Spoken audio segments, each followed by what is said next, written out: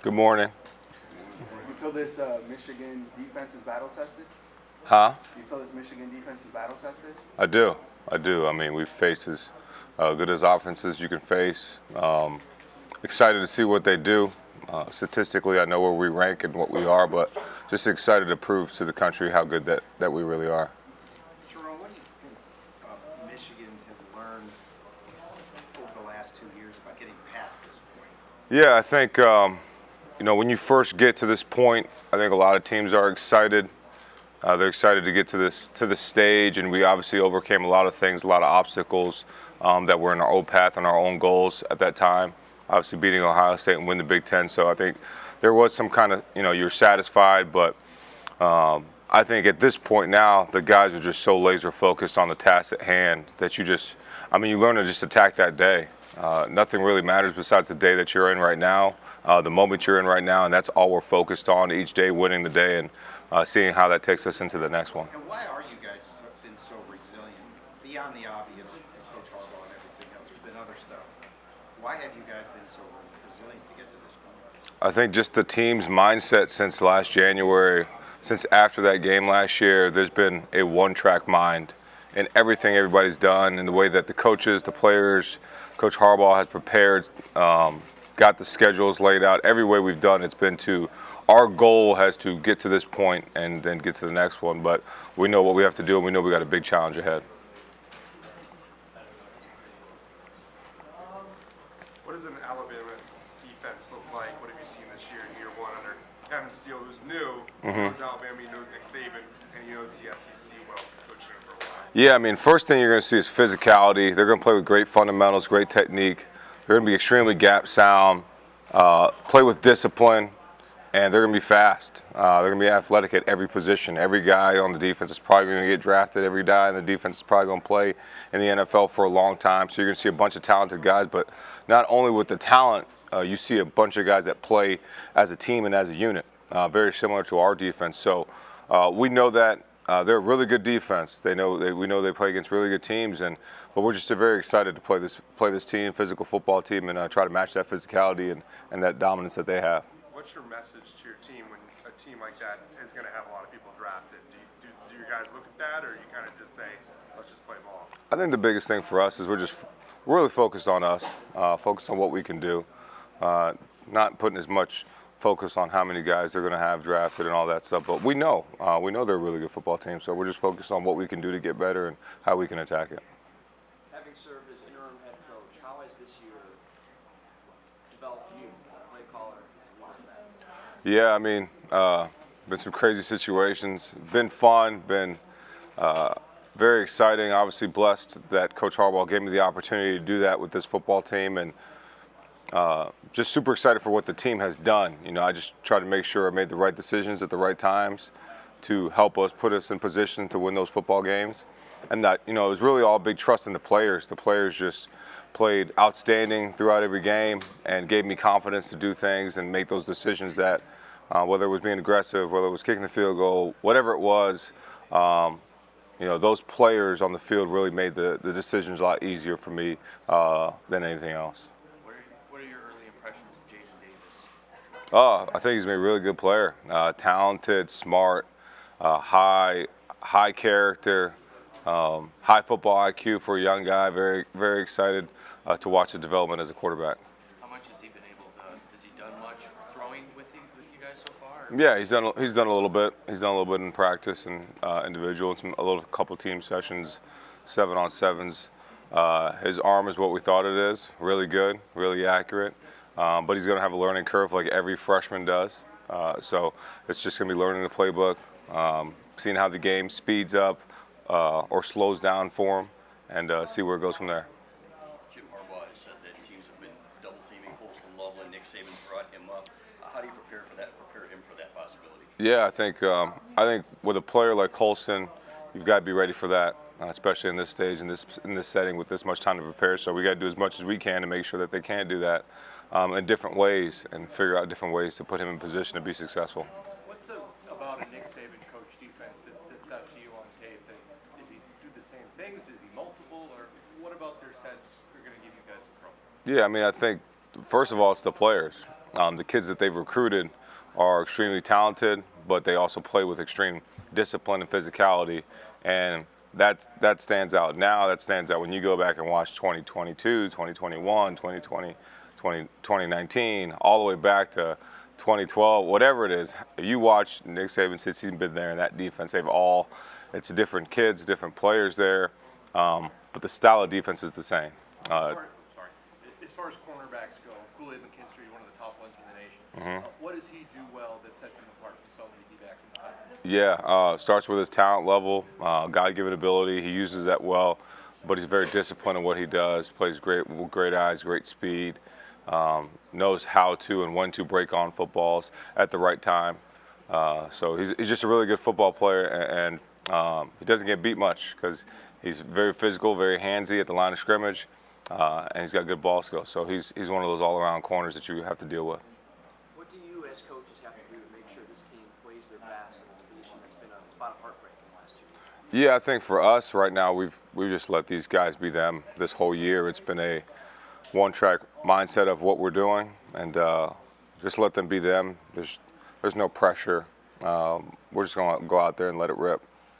With the talent in their secondary, is there any messaging to JJ about maybe not forcing things or trying to force a play, knowing that the talent they have there? No, I mean, for us, it's going to be how can we get him in the best position to be successful, and let him be him, because I think he's as good as any quarterback in the country. So don't want to spur his head, and I love the gunslinger mentality he has, and we'll just make sure we hone it in, but we're not going to tell him, hey, you don't need to do anything. Just let JJ be JJ. Is Miles 100%, and if you determine who your starting five would be? Miles is 100, and yeah, we'll see. On that gunslinger mentality in regards to JJ, of course he gets to throw in practice, he gets to work on his own individual stuff, but how do you keep that kind of locked in mentality when you take a month break from games? Yeah, I think really he's done it himself. His own film study, his own self-scout, as well as us, Coach Harbaugh, Coach Campbell, and the rest of the staff, and what he's done. Really, he's done that himself, and really proud of the way he's progressed this month and what he's done, and as well as all our kids. They've just the focus that they've had throughout this whole preparation has been awesome, and to watch them leave for Christmas break and then come back and just start right back up where it went. It's been really awesome, really cool. It's felt a little different in that phase that we've. The kids are just so locked in and one-track minded on what's going to go on and not worried about any outside noise. Sherrone, yesterday Jalen said that Alex Orji has been playing Jalen Milroe on scout team. What have you seen from him, and how is he doing in that role right now? Yeah, I mean, when we are together and I get a time to see Alex do that, what you see is he has the ability to make plays with his legs, but he's done a really, really fabulous job with his arm, getting in, creating throwing lanes with his legs to get open throws, making accurate throws down the field, making the intermediate throws, doing the things you kind of see Jalen does. It's hard to simulate Milroe and what he does in a game because of the fact how good of a player he is. So, but Alex has done a tremendous job, and excited for. Glad that we have him to use as a scout team player to simulate Jalen. And do you anticipate using or putting in some packages for him against Alabama in the same way that you've done kind of in the last few games? You know I can't answer that one. Coach, a lot of teams have to manufacture motivation to get up for these games, but obviously with Coach Harbaugh's suspension and all that your team's been through this year, you guys have really embraced that Michigan versus the world mentality. Do you think that's a strong unifier that really united teams? Yeah, I think this team was motivated and unified enough in January, and that just added log to the fire, just added spark, and just motivated these kids even more. I told somebody this is one of the most special teams I've ever been around, probably the most special team I've been around from a camaraderie standpoint. And it really started in spring. You could see it develop in the summer, and then, develop in fall camp. And really in fall camp is where you kind of saw the team mesh, not just offense, defense, special teams, but you saw everybody become one. And it's just been really cool to watch this team. And, I think those things help, but really the team's motivated by one goal. As far as quarterbacks that you've worked with, how special is JJ McCarthy? Probably the best one I've been around. from a mental standpoint, from a physical ability standpoint, from an arm strength standpoint. He's really special. As a player, I played with Sam Bradford, so I didn't get to observe the things that he did from a fundamental and all those. And obviously, he was the first pick of the draft, and I think he was really good. The difference is that JJ has the mobility standpoint, which Sam didn't have, and Sam was an excellent quarterback. And got to coach Teddy Bridgewater at Louisville. Saw his progression, and he was obviously a first-round quarterback. I think JJ has that same moxie and that it factor about him. But there's just something about JJ, and I've known the kid since he was a young kid in Chicago, and he's always had it, and he just continues to show it. And very excited to see him on the stage on Monday. Sherrone, do you think he's ready for the NFL now? Yeah, I think he is. Whether he decides that is something we'll talk about down the road, but I do think he is. When it comes to the portal, when you're playing in a game like this, you have to prepare for that. How hard is it to give that the attention it needs as well? Yeah, I think that's just like part of recruiting. When you're in the season, you got to deal with recruiting. Now you're at the end of it, you got to deal with that. It's just part of it. You have to adjust. You have to be able to adapt to the new times, and obviously it's helped us. So we definitely have enough staff and people to help us, minimize the distractions for us as coaches, especially in the position of calling plays and coaching the O-line. So our staff has done a great job getting those guys in front of us that we need to be able to see and be able to watch, and it's really helped us, and, especially up front, the guys we've been able to bring in to help us throughout the year. So it's been a little bit, it is what it is, though. So from a recruiting standpoint, it's just like recruiting. You got to manufacture and do it, and make sure you're up to date on it. Alabama loses Will Anderson last year, and they just bring up Dallas Turner and Chris Braswell. What's it like having to prepare for two elite edge rushers that could give either your tackles fit? Yeah, I mean, they're really, really good players. They're long, they're physical, they're fast. They play with great effort. There's a couple clips of Dallas Turner chasing people down from the backside, like 50 yards. I mean, Auburn breaks a big run to the right. Dallas Turner chases it down, tackles the guy. So we know we have to play with immense strain, immense technique, and we're prepared. We got a plan for how to attack, those edge rushers and what we need to do. But they're gonna make plays. We're gonna make plays. It's just like a heavyweight boxing match, and we've got to do our best to go attack them as much as they're gonna try to attack us. I talked to one of your offensive linemen over there, and he said that you guys are prepping by watching even like Georgia because Nick Saban and Kirby, that connection. What is the key on doing that to see kind of Nick Saban's defense through some of the people that used to coach under him? Yeah, I think the big thing is you're just trying to see the personality of the defense, how they align to different sets, different formations. We're going to try to create some confusion for them. So we got to figure out the things that have done that, and if there hasn't, we got to try to figure out what can. Try to figure out different things from a structural standpoint to see what they do, how they do it, to help us be successful. We're eclipsing the one-year mark here of Blake and Donovan both suffering separate injuries. What have you seen out of their ability to kind of get some rest and relaxation over the course of the last month? Yeah, I think this has been huge for both of them. Those guys have really done a great job taking care of their bodies. Blake looks like he got bigger again. Like he put on more muscle. It's like Superman. And so does Donald. Donald looks ripped and lean. But both of those guys, man, just excited to watch them progress in this game and do what they do on the stage, because they've definitely done a great job with their bodies, with their, especially as a running back and playing in the conference we play in, is super physical. You're going to get hit. You're going to get hit hard. You're going to deliver hits. You're going to get hit. And those guys have done a great job of progressing from an injury standpoint. Excited to see where they are on Monday. Well, Drake, Carson, and Travers have been just as equally big for them. Yeah, it's been great. I think all the old linemen in what we do, especially in the last game we played, a physical football team, the really last 4 games we played, physical, violent games. And you need this time to get your bodies just naturally to rest, and it's been really good for us. We've done a great job getting back into that physical phase to help us prepare mentally and physically for what we're going to have on Monday. So this has just been a great time for us as well. Sherrone, you've spoken highly of AJ's blocking ability throughout the season, but in a game like this with the type of edge rushers that they have, what type of luxury is it to have someone with his size and his ability out on the edge? Yeah, it's great. Another guy that I'm very happy we got in the portal, and proud that he's on our team. from a player standpoint, from a person standpoint, and he's just done a really good job for us. And Switch the players and coaches in 5 minutes. and just excited for us to have him. He's done an amazing job, and just excited that we do have him. You guys have the beat Georgia drill, obviously, since the off season. How much do you think it's applicable to this specific team? And is there that they're basically the progenitor of what Georgia was anyway? Yeah, it's the same.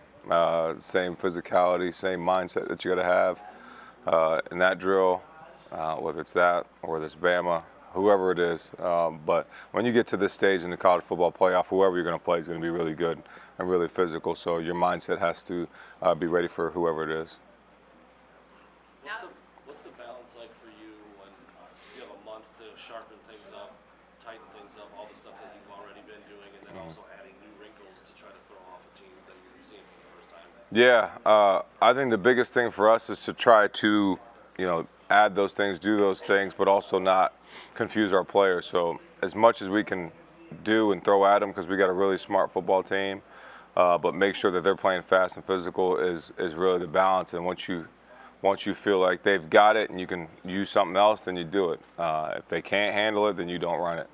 And we're still got to be us and still do what we do, but be able to adjust, especially when you have time like this, to try to keep them off balance as well. Is there such, do too much or do too little? I mean, how hard is it to find that balance? You know what? I've found it harder here because of the players we have. We just have really good players and really smart guys. So it's always harder with the players that we have to, find that balance. At other places I've been, it's been, you kind of know that you can't do this, you can't do that. With our guys, I mean, they learn stuff in like a day, and it's just like, you're amazed of how smart they are, but it's also because of the love of football that they have. So you can do so many things with them, and it's fun for a coach. And then sometimes they're throwing stuff at you. Hey, coach, I saw this play. I get text messages at 12:30 at night of plays. I'm like, I got a play from Mikey the other day. I'm like, Mikey, you're still on defense, bro. Now you want an offensive package. You want this. So, but these kids love football, and it makes it easy to do when you have kids like that. When it comes to Alex, I talked to Jim a few days ago. He said that he reminds him of Jalen Milroe. Mm-hmm. He said that he could see Alex turning into something like Jalen. Yeah. Michigan, is that something that you see? Yeah, for sure. Obviously, it's not him now. Jalen's a little bit more polished of a player, but I think Alex has all the ability in the world, and the kid loves football. He's tough. He's physical. He looks like a Greek god. We've told him many times. I don't like him with his shirt off around us because it embarrasses me and everybody else around. The dude's jacked, but he is also like, he loves football. He loves the game. He loves the grind. He loves everything about it, and he's got a chance to be a very special player down the road. Do you see him competing for that starting job when JJ leaves? Yeah, I think everybody's going to have a chance. We don't, it doesn't matter who it is, the best player's going to play, so just excited to have him on our team. Sherrone, what was the offensive package that Mikey wanted at midnight? I mean, I can't even go into that right now. It was pretty good, though, so maybe. We'll see. What have you seen from Jaden Davis thus far? Just a couple practices in, obviously, but Mike Barrett was even saying yesterday that for a guy who's only been here for a couple of days, he was Yeah, like I said earlier, I mean, he's going to be a really good player. Great arm talent, great accuracy, very, very smart, intuitive for a kid that's just got here in a couple of days and meshes well with the team already. It's cool to watch these freshmen, him, the young linemen that are here, and watch them blend in with the older guys. And the cool thing about our team is that there's no hazing, there's no like rite of passage. It's come in and figure out who's going to help you win. And he's done a great job these past couple of days this week, and just excited for him and his future. Can you tell that him and JJ have kind of a connection going back a couple of years? Yeah, you can tell for sure. And I think it's just a quarterback thing too. I mean, all the quarterbacks all get along. They're like brothers. There's always the competitive edge there, competitive piece, because there's only one quarterback on the field, but they definitely get along very well. And he meshes well. He kind of has the factor that JJ has, that it factor where people just kind of gravitate towards him, and it's been really cool to watch him develop as we've gone through. Sherrone, now that you're back in just offensive coordinator duties, Yes. what is the biggest difference you've noticed in how your life or how things week to week prep has changed, now that Jim is back? Yeah, I mean, for the first thing is I get way more text messages after games because I was the head coach for those games. But really the biggest thing for me is, one, game day I have to talk to refs. I don't really like talking to refs. I'll let Coach do that. He does that at a high level. But for me, really, I got to feel and see the game from a different perspective. I like my perspective of just calling the plays and handling the offensive line. I like that. I'll let Coach do the other piece. But really, that's been the biggest piece is having to handle all the other things that he had to handle when I was the interim. And I like just being back with the boys, being back with the guys, and getting the game plans ready. Getting more sleep, guys? Getting more sleep? I mean, I did a little bit last night. My two daughters were on me again, so, but getting more sleep, yes. Thanks, guys. Thank you. Just let you here. Oh. All right, there you go. Yep. Thank you.